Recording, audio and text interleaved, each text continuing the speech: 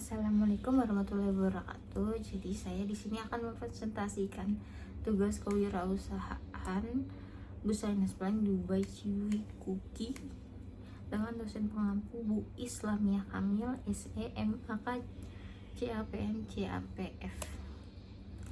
Perkenalkan, nama saya Dwi Julianti dengan NIM 121251134 dari Prodi Akuntansi Fakultas Bisnis dan Ilmu Sosial. Latar belakang Dubai Ciwi Kuki hadir sebagai peluang usaha yang memadukan cita rasa manis, tekstur lembut, serta tren dessert modern yang sedang populer di media sosial saat ini. Nama Dubai Ciwi Kuki dipilih untuk memberikan kesan eksklusif, mewah, dan modern.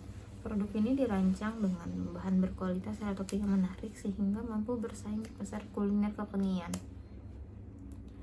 Lalu berdasarkan penjelasan mengenai latar belakang usaha, maka usaha yang dirintis dan produksi adalah usaha yang bergerak di bidang kuliner. Visi dari Dubai Ciwi Kuki ini adalah mewujudkan Dubai Ciwi Kuki sebagai bisnis cemilan premium yang berkelanjutan, inovatif, dan mampu menginspirasi serta mengasah potensi kewirausahaan mahasiswa untuk kesejahteraan masyarakat luas. Misi dari usaha ini adalah menyajikan produk soft cookie bercita rasa barat yang dikombinasikan secara kreatif dengan isian autentik Timur Tengah seperti kataifi atau kenafe, pastry, dan pistachio. Menggunakan bahan-bahan bermutu tinggi tanpa tambahan pengawet kimia. Lalu tujuan saya membuat usaha Dubai Ciwi Kuki ini yang pertama adalah untuk memenuhi tugas mata kuliah kewirausahaan. Yang kedua, menghasilkan produk kuki yang berkualitas tinggi dan memiliki daya tarik pasar. Yang ketiga, menjawab kebutuhan konsumen terhadap cemilan manis yang praktis dan kekinian. Yang terakhir, mengasah kemampuan manajemen, produksi, pemasaran, dan keuangan dalam praktik usaha nyata. Nah, target pasar dari Dubai Ciwi Kuki ini ada 3. Yang pertama, mahasiswa. Biasanya itu mahasiswa sering beli makanan ringan buat dikonsumsi sendiri atau buat dinikmatin bersama teman-temannya saat kayak kerja kelompok. Lalu ada remaja dan pelajar. Biasanya kan mereka ini tuh aktif banget di media sosial atau sosmed ya, jadi sangat mudah terpengaruh oleh tren makanan terbaru, apalagi direview oleh influencer. Pasti mereka tertarik banget itu buat beli makanan itu. Yang terakhir ada masyarakat umum. Biasanya mereka cari cemilan praktis buat dikonsumsi bareng keluarga mereka, buat hidangan acara tertentu juga bisa, atau buat hadiah. Lalu selanjutnya ada strategi pemasaran. Untuk strategi pemasaran bisa lewat media sosial seperti Instagram, TikTok, Facebook, atau WhatsApp.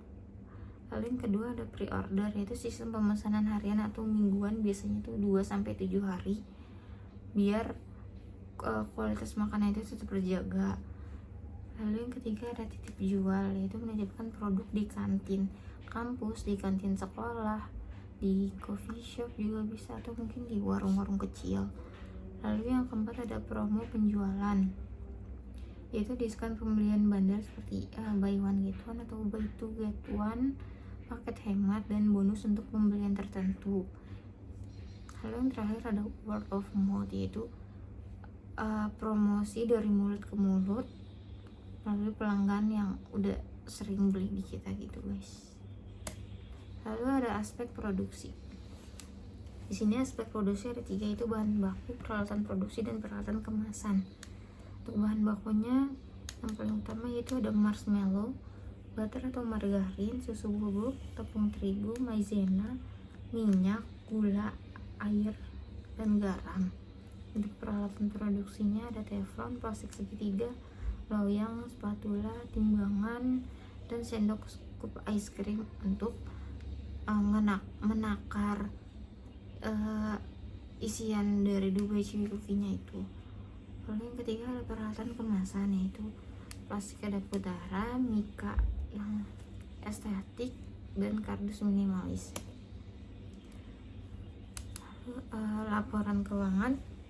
Untuk laporan keuangan ini modal pemiliknya Rp800.000 dan dana yang diusulkan itu 5 juta. Jadi total modal yang kita punya itu 5.800.000. Untuk proyeksi pendapatan ini Dubai Chewy Cookie kita jual seharga 15.000, lalu terjual 100 piece, jadi kita mendapatkan 1.500.000. Untuk harga pokok pendapatan di sini ada bahan baku 600.000, kemasan 150.000, dan gas 100.000. Total HPP-nya jadi 850.000.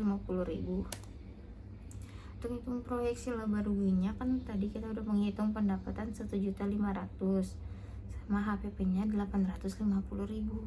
Total laba kotornya itu pendapatan dikurang HPP, jadi 1.500.000 dikurang 850 jadinya 650.000. Untuk proyeksi bebannya di sini ada biaya transport 100.000, biaya promosi 150.000, dan biaya lain atau biaya tak terduganya 100.000. Jadi total beban operasionalnya 300.000. Proyeksi laba bersihnya laba kotor dikurang sama total bebannya jadi 350.000. Sekian dari saya, kurang lebihnya mohon maaf. Wabillahi taufiq wal hidayah. Wassalamualaikum warahmatullahi wabarakatuh.